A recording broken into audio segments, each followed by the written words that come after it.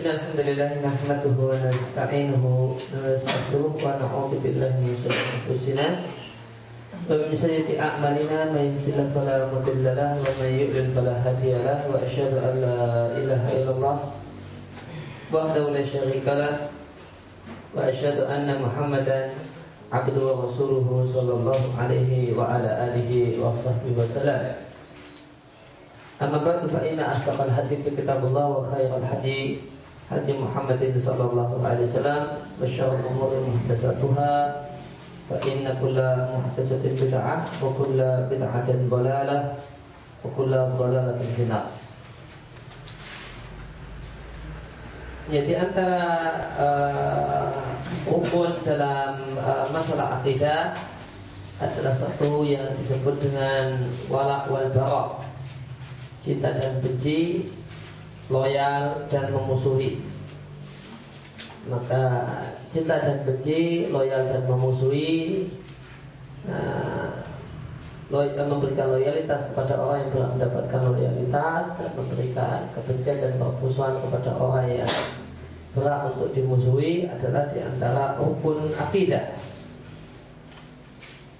Yang perkara ini telah dilalaikan oleh banyak orang dan disepelekan oleh sebagian orang. Yang pertama adalah wala, atau kita terjemahkan dengan loyalitas. Maknanya orang yang beriman itu punya kewajiban untuk mencintai Allah, mencintai Rasulullah, mencintai para sahabat, mencintai orang-orang yang beriman, yang bertauhid, dan menolong serta membela mereka. Kemudian bara, atau permusuhan yang dimaksudkan adalah orang yang beriman punya kewajiban untuk membenci semua orang yang menyelisihi Allah dan Rasulnya, menyelisihi para sahabat dan orang-orang yang bertauhid. Artinya orang yang beriman memiliki kewajiban untuk membenci orang kafir, orang musyrik, orang munafik, orang yang hobi dengan amal-amal yang mengada-ada, dan orang yang ahli maksiat.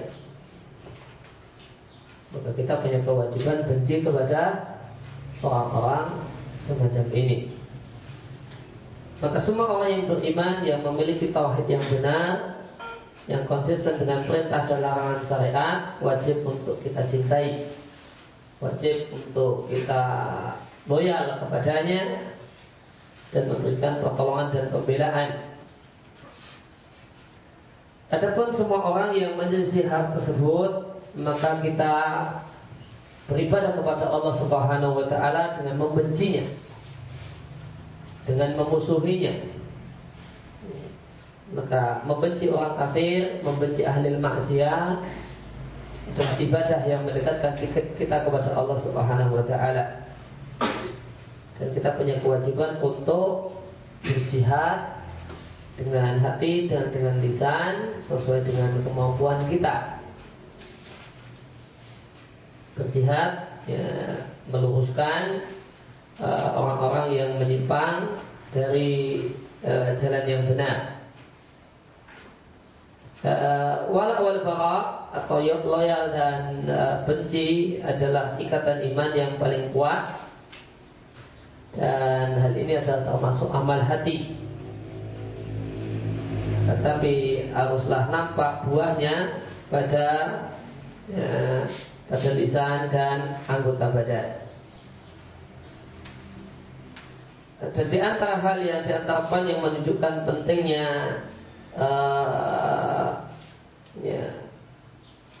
loyalitas yang benar dan kebencian yang pada tempatnya, poin yang diantara yang menunjukkan pentingnya hal ini ada 7 poin atau ada 8 poin. Bukti pentingnya akidah yang benar tentang masalah meletakkan siapa yang kita benci, siapa yang dibenci oleh orang yang beriman, dan siapa yang dicintai oleh orang yang beriman. Yang pertama adalah memberikan kecintaan yang benar dan kebencian yang benar adalah bagian dari makna syahadat. Karena makna la ilaha itu mengandung makna kebencian. Tiada sesembahan yang berhak disembah melainkan Allah. Itu mengandung makna membenci segala bentuk ibadah kepada selain Allah dan pelakunya. Maka seorang yang mengucapkan la ilaha illallah, maka seharusnya dia memiliki rasa benci kepada orang yang beribadah kepada selain Allah Subhanahu wa ta'ala.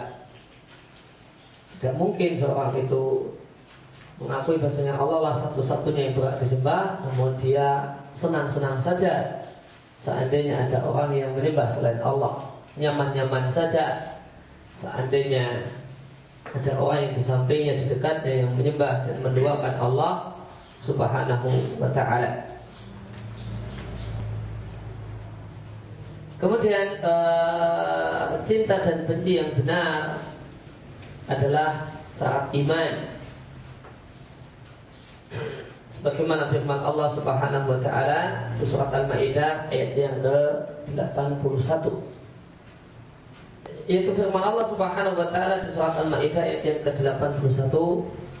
Allah berfirman, "Walau kanu yu'minuna billahi wan nabi wa ma unzila ilaihi mattakhuduhum awliya walakinna katsiran minhum fasiqun." Seandainya mereka benar-benar beriman kepada Allah dan Nabi dan wahyu yang diturunkan kepada Nabi, maka mereka tidak akan menjadikan orang-orang kafir sebagai orang-orang yang mereka cintai. Dan banyak dari mereka adalah orang-orang yang membangkang, yang fasik, yang tidak taat kepada Allah Subhanahu wa ta'ala. Kemudian yang ketiga, akidah ini, akidah tentang masalah cinta dan benci adalah ikatan iman yang paling kuat. Bagaimana dalam sebuah hadis yang diriwayatkan oleh Imam Ahmad dari sahabat Al-Bara' bin Azib radhiyallahu anhu, Rasulullah sallallahu alaihi wasallam mengatakan, "Awthaqu al-iman al-hubbu fillahi wal bughdu fillahi." Ikatan iman yang paling kuat adalah membenci, mencintai orang-orang yang Allah cintai dan membenci orang-orang yang Allah benci. Maka itu adalah ikatan iman yang paling kuat. Tidak membenci orang yang Allah benci, mencintai orang yang Allah cintai. Orang itu tidak kacau, tidak mengetahui manakah lawan dan manakah kawan. Maka ikatan iman yang kuat adalah ketika seorang yang beriman itu tahu dan paham siapakah kawannya dan siapakah lawannya. Kawannya adalah orang yang beriman meskipun berbeda negara dengannya, itu adalah kawannya. Dan lawannya dan orang yang dia musuhi dan orang yang dia benci adalah orang kafir meskipun satu desa dengan dirinya. Orang yang menjadikan tolak ukur cinta dan benci adalah perbedaan teritorial, perbedaan wilayah, perbedaan negeri. Dia adalah orang yang beriman yang tidak tahu kawan dan tidak tahu lawan. Maka karena bukan orang Indonesia, ya, maka dia benci. Ya, karena orang Malaysia, maka dia musuhi. Ya. Karena orang Indonesia meskipun kafir, sekafir-kafirnya orang, dia bila-bila. Ini adalah meskipun itu Ahmadiyah, dia bila-bila karena orang Indonesia. Maka ini adalah orang yang mengaku beriman namun tidak paham siapa kawan, siapa lawan. Ya, maka ikatan iman yang paling kuat kata Nabi adalah kemampuan untuk membedakan siapakah kawan dan siapakah lawan. Ya, ada sebagian ulama yang menjelaskan maka apakah agama itu sempurna, bendera jihad bisa diusung atau bendera amar ma'ruf nahi mungkar diusung kecuali ketika orang itu faham siapakah orang yang dicintai dan siapakah orang yang dibenci. Dan ketika seorang itu memusuhi orang yang Allah musuhi dan mencintai orang-orang yang Allah cintai, maka orang itu melakukan amar ma'ruf nahi mungkar ketika dia bisa memetakan mana kawan, mana lawan. Amar nahi mungkar itu pada siapa? Kalau orang itu nggak tahu siapakah kawannya dan siapakah lawannya, dia tidak bisa melakukan nahi mungkar. Ya, harusnya disokong, didukung, malah dianggap kemungkaran dan diingatkan. Ada orang taat rajin ke masjid malah ditegur. Ini kebalik-balik dalam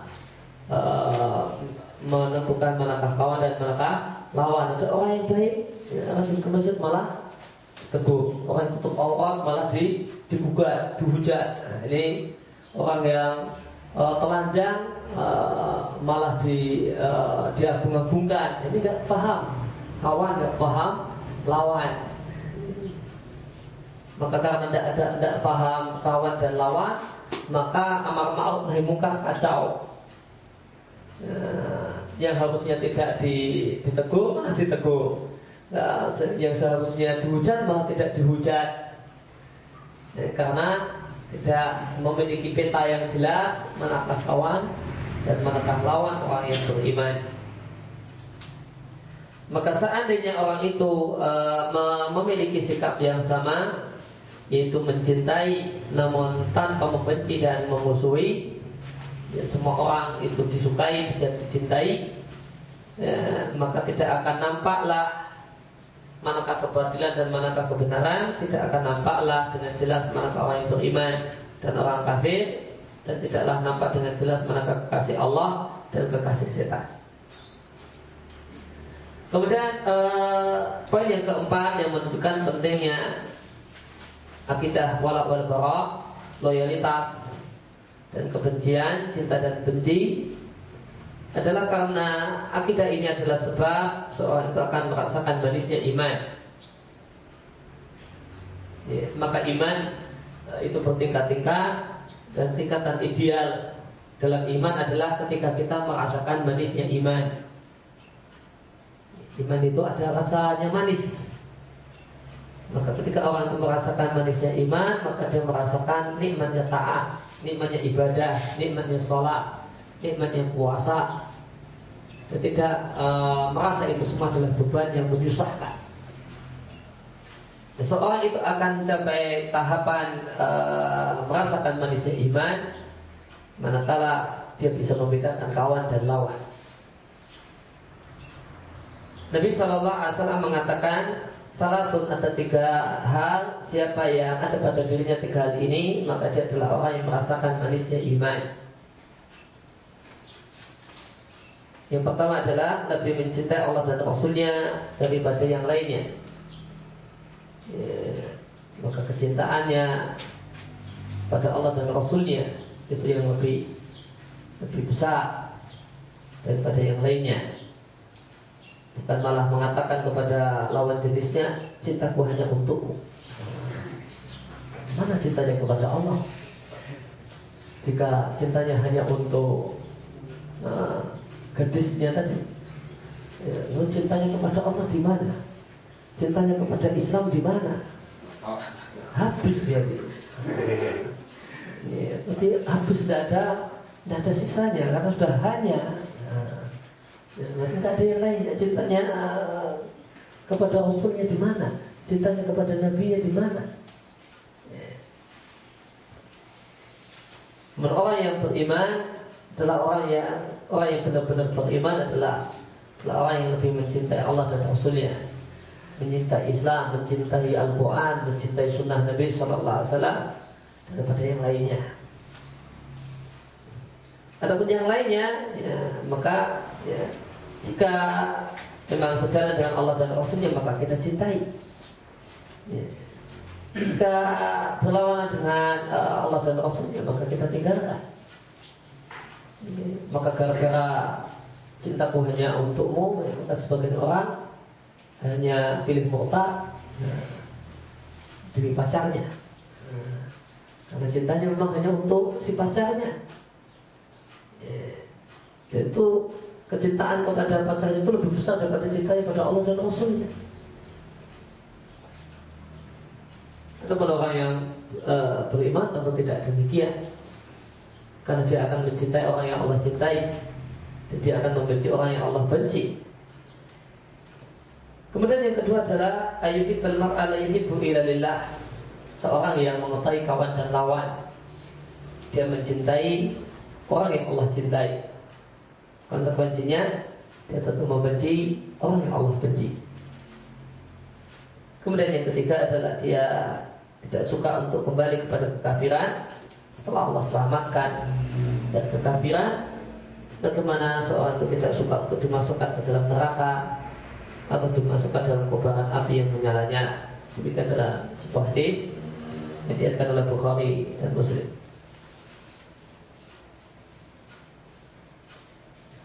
Kemudian poin yang kelima, cinta dan benci adalah sarana atau adalah asas tegaknya masyarakat Islam. Karena Allah berfirman di surat Al-Hujurat ayat yang ke-10, yang bersaudara hanyalah orang-orang yang beriman. Hanya orang-orang yang beriman yang bersaudara. Hanyalah orang-orang yang beriman. Ya, maka orang yang beriman bersaudara dengan orang yang beriman. Itulah asas tegaknya masyarakat Islam.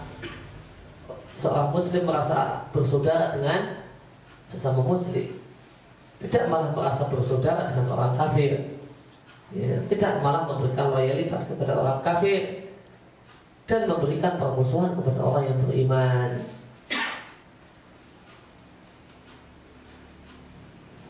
Kemudian yang keenam, mengenal kawan dan lawan, ya, sehingga mencintai orang yang Allah cintai dan membenci orang yang Allah benci adalah syarat untuk menjadi wali Allah. Syarat untuk menjadi wali Allah Subhanahu wa ta'ala.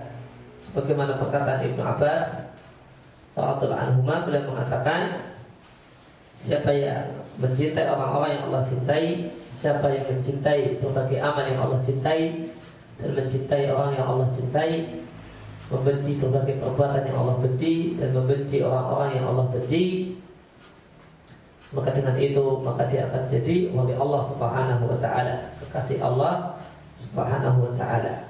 Maka ciri wali adalah orang yang, ciri wali Allah adalah orang yang bisa membedakan manakah kawan, manakah lawan.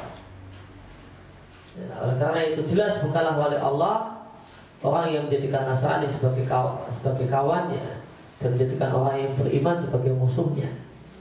Malah berkawan dengan Nasrani, berkawan dengan Ahmadiyah, berkawan dengan Yahudi, ya, yang memusuhi dan memojokkan dan selalu menghujat orang Islam. Kalau orang Islam yang terzalimi diam, orang kafir yang terzalimi atau orang kafir yang terusik maka langsung angkat bicara.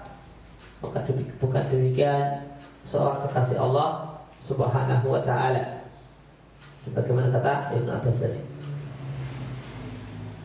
Kemudian yang ketujuh, orang yang tidak memiliki, tidak punya kemampuan untuk membedakan manakah kawan dan manakah lawan, itu bisa menjumuskan orang ke dalam kekafiran. Sebagaimana firman Allah di surat Al-Maidah ayat yang ke-51, barang siapa yang berloyalitas dan kecintaan dan pembelaan kepada mereka orang-orang kafir, maka dia adalah bagian dari orang kafir. Kemudian yang ke-8, yang terakhir, ya, sangat seringnya masalah hal ini disebutkan dalam Al-Quran dan Sunnah. Ini menunjukkan pentingnya masalah ini.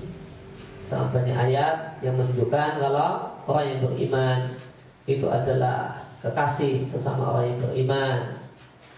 Orang kafir itu kekasih dengan sesama orang kafir, ya, bukan malah sebaliknya.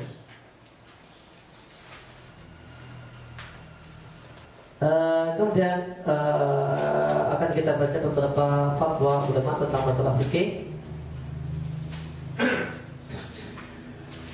Ada pertanyaan tentang siapakah wali nikah yang menjadi wali nikah atas untuk seorang anak perempuan ketika ayahnya telah meninggal dunia. Maka jika seorang perempuan itu tidak memiliki ayah karena ayahnya telah meninggal dunia, maka walinya adalah kakeknya. Dan yang dimaksud dengan kakek di sini adalah ayah dari bapaknya, bukan ayah dari ibunya. Maka kakek dari ibu tidak bisa jadi wali.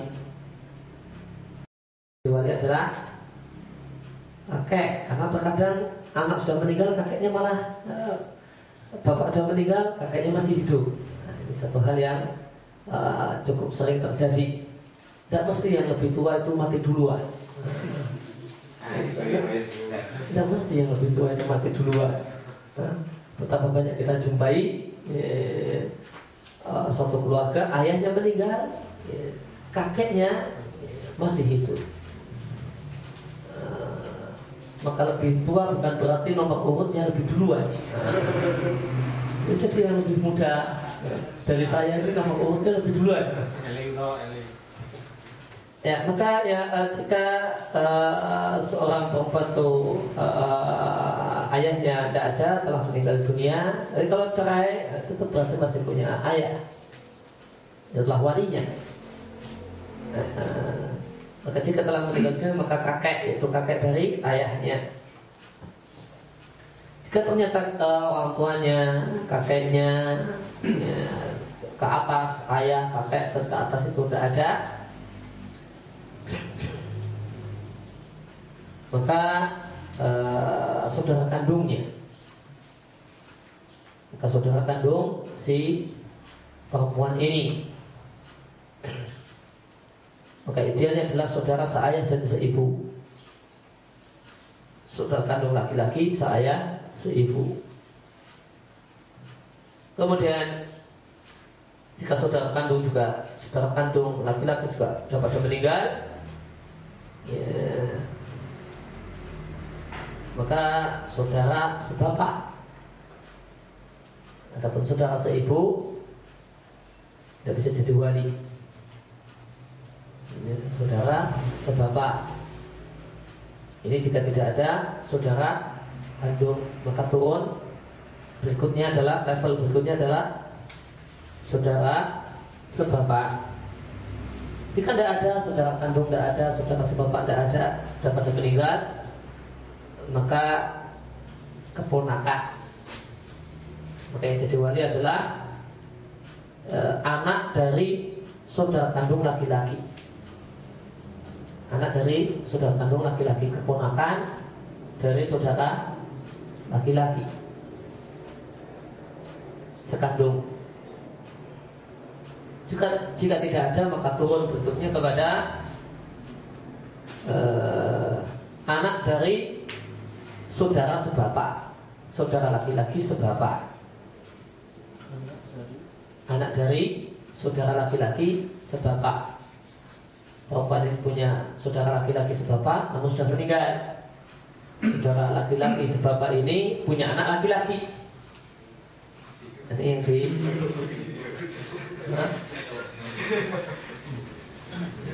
ada seorang perempuan punya saudara sebapak. Artinya bapaknya nikah lagi. Bapaknya nikah 2 kali misalnya, maka dia punya saudara namanya saudara sebapak lain ibu. Saudara sebapak lain ibu. Saudara sebapak lain ibu ini bisa jadi wali. Jika dia sudah meninggal dunia, maka apa?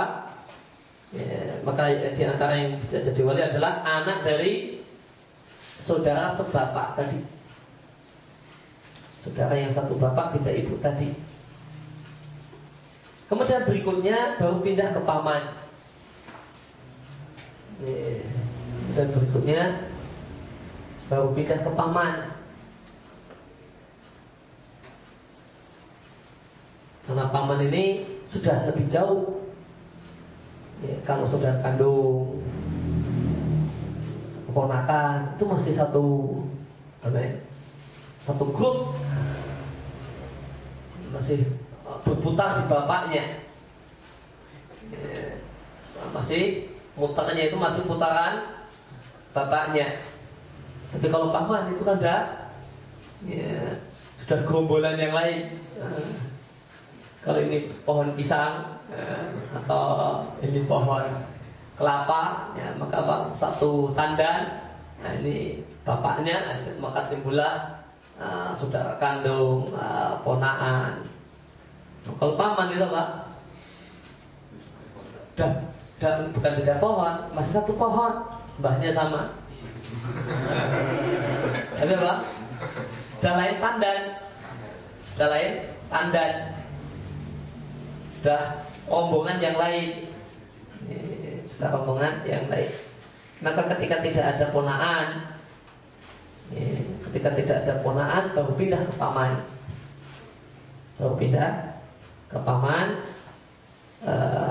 Paman yang merupakan saudara kandung bapak. Baru kemudian setelah itu paman dalam artian saudara sebapaknya bapak. Maka mungkin simbah itu nikah 2 kali. Maka kita punya paman yang merupakan saudara kandung seayah dan seibu dengan ayah kita. Maka ayah kita mungkin punya saudara kandung. Maka itulah paman sekandung ayah. Oke, ini yang lebih didahulukan. Boleh jadi juga karena simbah itu nikah 2 kali, maka paman kita punya saudara seayah saja. Maka ini paman seayah dengan paman kita, dengan ayah kita. Oke, itu nomor berikutnya. Maka itu urutan wali nikah seorang perempuan. Namun kesimpulannya, jika ayah dari seorang perempuan itu masih ada, maka itulah yang dinomorsatukan. Kemudian ada satu pertanyaan yang yang memasakkan di tempat kita ternyata juga ada di tempat yang lain, sehingga pernah ditanyakan kepada ulama. Ada seorang yang pinjam uang dari seseorang. Kalau baca ada orang yang pinjam uang dari saya, akan tapi saya mempersyaratkan saya mau ngasih piutang kepada Anda dengan syarat saya ambil sawah Anda. Saya ambil sawah Anda, dan sawah Anda tersebut adalah jaminan untuk piutang yang saya berikan kepada Anda. Namun setelah sawah itu jadi jaminan, ketika sawah itu jadi jaminan, maka akhirnya saya yang kemudian nanami, dan sayalah yang ambil hasilnya utuh. Semuanya boleh jadi hasil sawah tersebut saya ambil, atau mungkin setengahnya saya ambil, setengahnya saya kasihkan kepada si pemilik tanah. Demikian terus berlangsung bertahun-tahun, sampai akhirnya orang yang saya beri utang mampu melunasi utangnya secara utuh. Maka ketika itu barulah tanah yang tadi saya garap saya serahkan. Maka apa hukum syariat dalam masalah utang bersyarat semacam ini? Ini sering di tempat kita. Ada orang pinjam uang, namun orang yang memberikan uang meminta, namun sawahnya jadi jaminan. Dan sawah jadi jaminan itu bukan cuma jadi jaminan ternyata, namun ternyata digarap sama orang yang memberikan piutang. Dan dikira bukan hasilnya untuk yang punya tanah, namun di kantong ini pemilik uang. Maka jawabannya, memberikan utang atau memberikan piutang adalah akadnya adalah akad sosial. Satu hal yang patut dipahami dan disadari. Maka orang yang memberikan utangan kepada orang lain, maka dia melakukan transaksi sosial. Maka maksud dari transaksi ini adalah murni menolong, murni berbuat baik, dan bukan cari untung. Dan tidak boleh dijadikan sebagai sarana untuk cari untung. Hanya boleh dijadikan sebagai sarana murni untuk berbuat baik.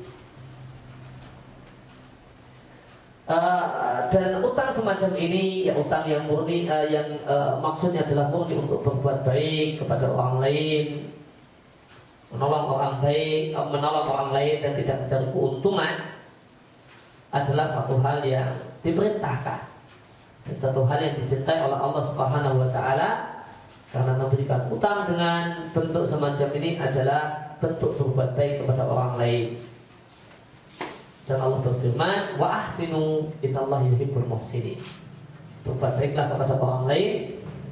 Sesungguhnya Allah mencintai orang-orang yang suka berbuat baik kepada orang lain. Di surat Al-Baqarah ayat yang ke-195. Maka hukum utang itu antara orang yang memberi piutang dan orang yang cari utangan itu berbeda. Maka akad utang piutang itu kalau untuk orang yang memberi piutang, orang yang menghutangi, hukumnya dianjurkan. Hukumnya dianjurkan, bukan mubah, namun dianjurkan. Kenapa? Hanya dalam bentuk menolong orang. Adapun untuk orang yang cari utangan, maka hukum berhutang adalah mubah jika memang ada keperluan dan ada kemampuan untuk mengembalikan dan ada niatan untuk mengembalikan. Kalau orang itu utang, niatnya tidak mau mengembalikan, maka kata Nabi statusnya adalah pencuri. Statusnya adalah pencuri. Jika orang itu berhutang namun dan batin, nggak usah tak pulangkan. Yang penting saya dapat duitnya. Maka ini statusnya pencuri, maling. Maling namun pakai kedua hutang piutang. Itu boleh berhutang. Ya, pertama dengan syarat dia punya niat untuk mengembalikan. Dapat orang yang tidak punya niatan untuk mengembalikan, maka dia adalah maling dan pencuri. Dan orang yang berutang ini dibolehkan berutang jika dia memang membutuhkan. Maka utang itu karena kebutuhan, bukan karena keinginan, bukan karena hobi, karena kebutuhan. Karena sebagian orang menjadikan utang itu adalah bagian dari hidup. Ini tidak benar. Profesi. Katanya hidup itu kurang semangat, kerja kurang semangat kalau tidak utangan. Sebagian orang demikian.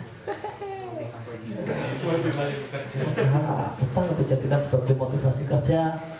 Utang itu dijadikan sebagai peningkat etos kerja. Ini satu hal yang tidak benar.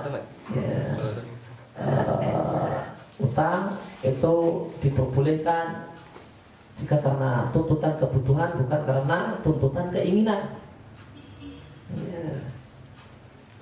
Karena keinginan maka tidak boleh, karena Nabi SAW mengajari kita untuk berlindung dari utang. Di antara doa yang sering Nabi baca, Allahumma inni a'udzubika minal ma'tham wal maghrab. Ya Allah, mohon perlindungan kepadamu dari dosa dan utang. Ya Allah, mohon perlindungan kepadamu dari dosa dan utang. Maka tidak selayaknya sesuatu yang Nabi minta kepada Allah agar dilindungi darinya, yaitu utang, kok malah menjadi hobi kita, kok malah menjadi penyemangat kerja kita, bukan karena kebutuhan. Dan utang adalah utang yang dibolehkan ketika kita menilai secara teori, hitung-hitungan kita mampu membalikan. Orang yang dia yakin nggak bisa membalikan, maka dia tidak boleh utang.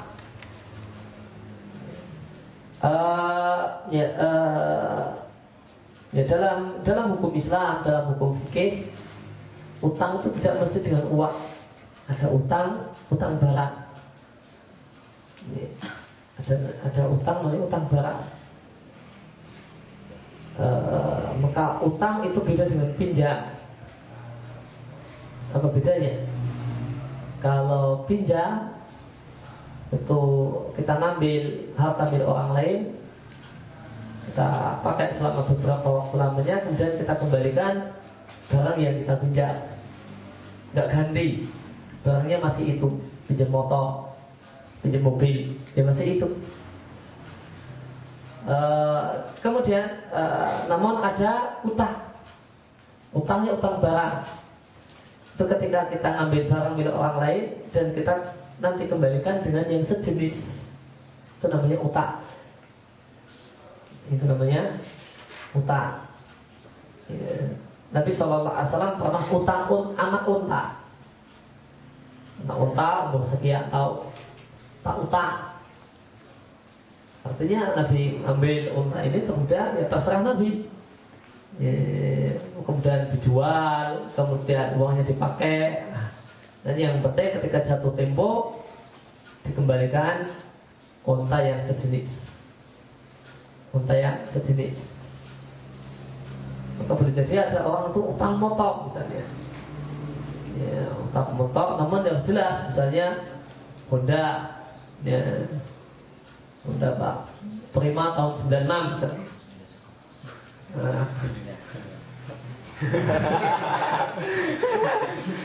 Misalnya Pak utang, habis tak ambil ya tak jual. Namun ketika jatuh tempo saya harus punya kemampuan untuk mengembalikan dengan yang semisal atau lebih baik. Asalkan tidak ada perjanjian harus yang lebih baik.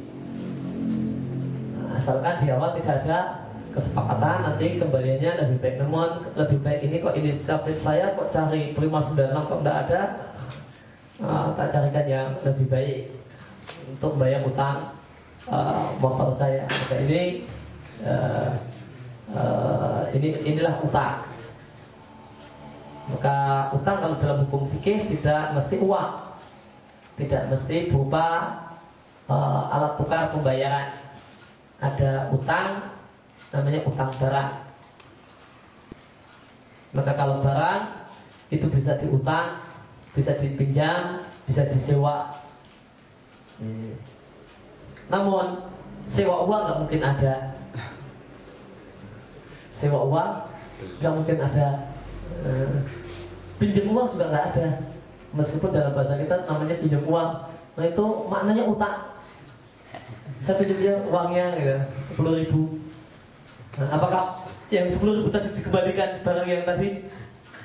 Tidak, namun diganti dengan yang sama, sejenis, semisal. Ini utang, bukan pinjam. Kalau cuma pinjam uang 10.000 ya tak pinjam sehari ya cuma 10.000 kantongi, besok ya dikembalikan lagi yang dikantongi tadi ini loh uangmu. Itu namanya pinjam. Joko. Kalau untuk jogo-jogo ya utang. Nanti kok ternyata apa? Banyak bocor. Ternyata dipakai. Hari ini untuk foto. Ya. Dalam bahasa kita pinjam uangnya itu artinya utang.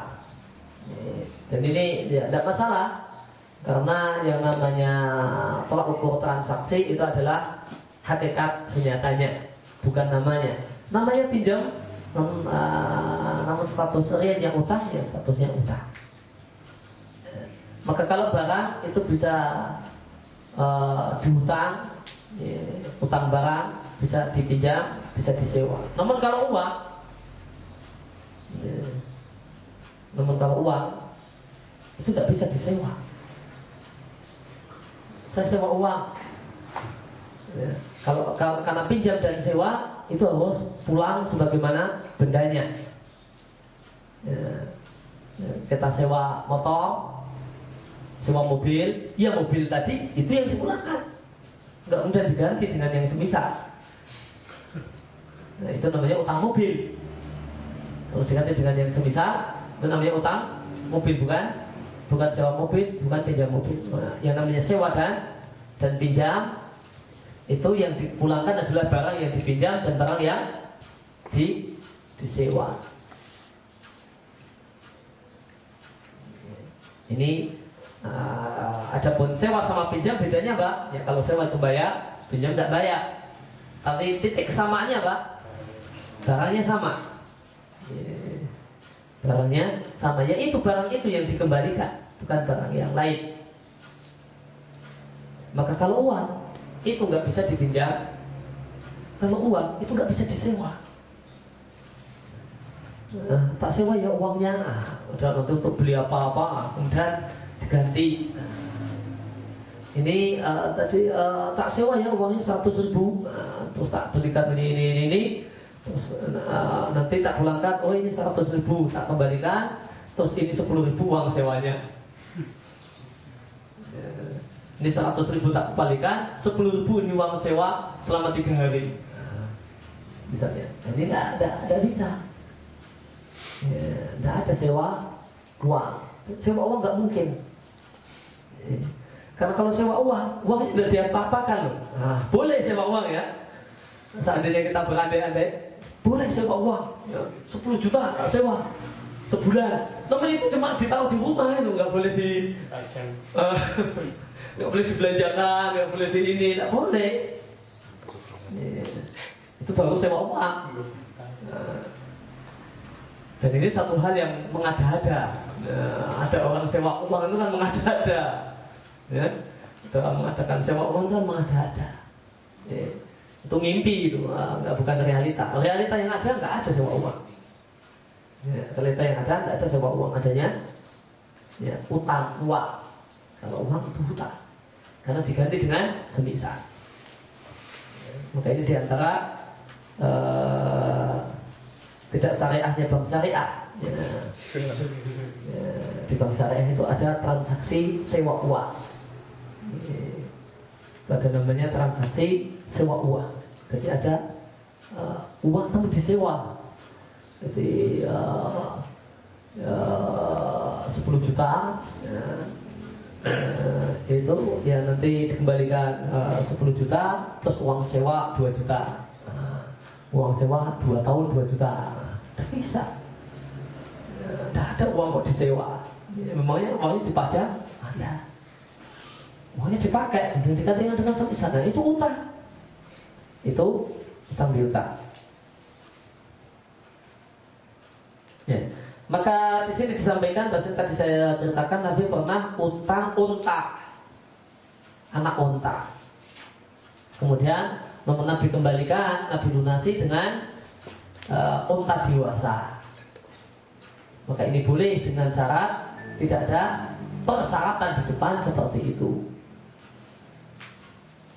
Ya, sebagaimana orang utang 100.000 kemudian kembalikan 110.000, itu boleh dengan catatan tidak ada kesepakatan, keharusan dan perjanjian di muka harus semacam itu. Maka jika akad utang piutang adalah akad sosial yang maksudnya adalah berbuat baik pada orang lain, maka tidak boleh akad ini diubah menjadi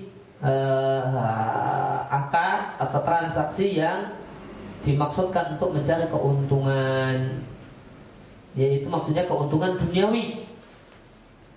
Maka akad utang piutang itu boleh bermaksud mencari keuntungan, namun keuntungan akhirat. Tidak boleh mencari keuntungan dunia dari akad utang piutang. Ya, maka jika utang piutang itu dijadikan sarana untuk mencari keuntungan, maka ini sudah tidak lagi utang piutang, namun menjadi jual beli.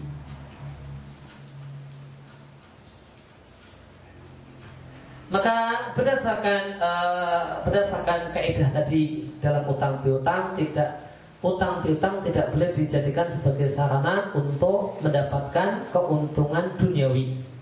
Ini kaidah. Utang piutang boleh dijadikan sarana mencari keuntungan, namun keuntungan akhirat. Maka berdasarkan kaidah ini, maka jika orang yang memberikan piutang itu memberikan syarat agar orang yang berhutang itu memberikan keuntungan materi, maka ini sudah tidak lagi sejalan, tidak lagi berada di real transaksi utang piutang. Karena real dari transaksi utang piutang itu adalah bertujuan untuk semata-mata murni sosial, menolong orang. Ya, kalau ada persyaratan orang tersebut harus memberikan keuntungan secara materi, maka ini menjadi satu hal yang haram. Oleh karena itu, maka pertanyaan yang ditanyakan tadi maka tidaklah boleh bagi orang yang memberikan piutang mempersyaratkan agar orang yang berhutang memberikan kepadanya sawahnya untuk ditanami oleh pemberi piutang. Meskipun akhirnya si pemilik tanah juga diberi jatah bagian misalnya setengah hasil panen misalnya. Karena ini termasuk utang piutang yang mendatangkan keuntungan materi, keuntungan duniawi. Dan kaidah dalam masalah utang piutang, jika utang piutang itu menghasilkan keuntungan materi bagi orang yang memberikan piutang, maka ini adalah riba. Maka tadi sawah dijadikan gadai, kemudian ditanami oleh orang yang memberikan piutang, kemudian hasilnya diambil oleh orang yang memberikan piutang, maka ini adalah riba. Demikian yang kita bahas dan kita baca kesempatan pagi hari ini. Wassalamualaikum warahmatullahi wabarakatuh.